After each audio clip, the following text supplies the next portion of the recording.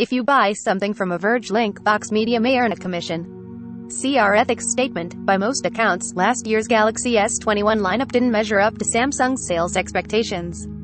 Flanked by more Android competition than ever before, the S21 and S21 Plus struggled to stand out on their own merits. It didn't help matters that Samsung gave the base model a cheap first impression by using plastic materials on the back instead of glass.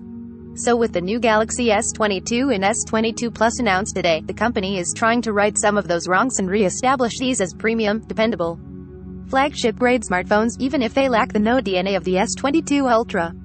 Unlike that device, these bear a closer resemblance to last year's phones with slight design refinements. The screens, 6.1 inches on the S22, 6.6 inches on the Plus, and both at 2340 by 1080 resolution, are flat on both models.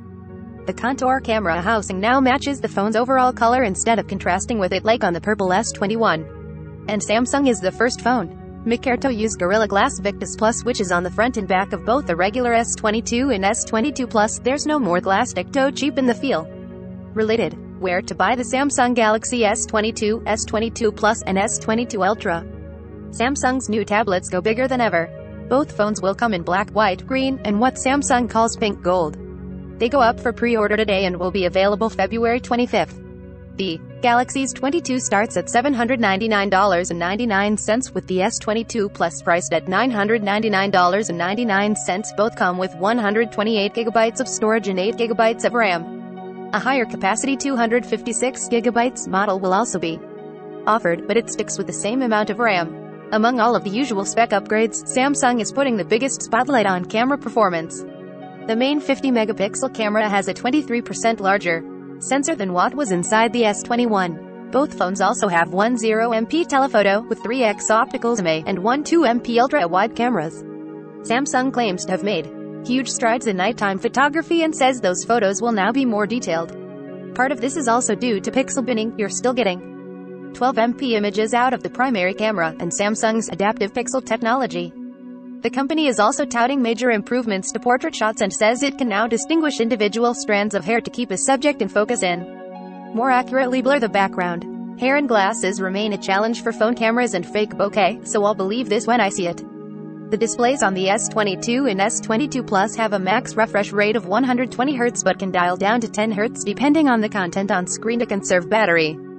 Samsung says they use a new Vision Booster algorithm to maintain clarity and color saturation even in bright conditions. The S22 Plus has the same peak brightness as the Ultra, 1750 nits, but you can only reach that in direct sunlight. The S22 has a lower peak of 1300 nits. Both phones are powered by the Snapdragon 8 Gen 1 processor in the United States. Qualcomm's 4nm chip, but as usual, will contain Samsung's own Exynos chips in some international markets. They'll run Android 12 and Samsung's One UI 4.1 out of the box. Unsurprisingly, there's a significant difference in battery capacity between the two. The S22 has a 3700 mAh battery, while the Plus ups that to 4500 mAh. So, it's pretty clear which of them will be the endurance champ.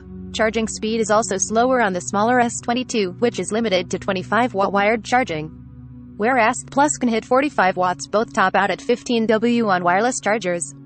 At first glance, the S22 and S22 Plus aren't a major change in direction or design from last year. It's not clear whether these improvements will boost consumer interest in meaningful ways, but there's something to be said about Samsung's expertise, premium displays, and reliable user experience. Sure, you can buy a Pixel 6 for $599, but its OLED panel isn't on the same level as Samsung's, and Google's going through a rough patch of sorts with software right now. Meanwhile, Samsung just upped its software commitment to 4 years of major OS updates. That it ended support time frame applies to these S22s but also last year's S21, Lineap and others like the Z Fold 3 and Z Flip 3. Stay tuned for our full review of the Galaxy S22 Plus coming soon.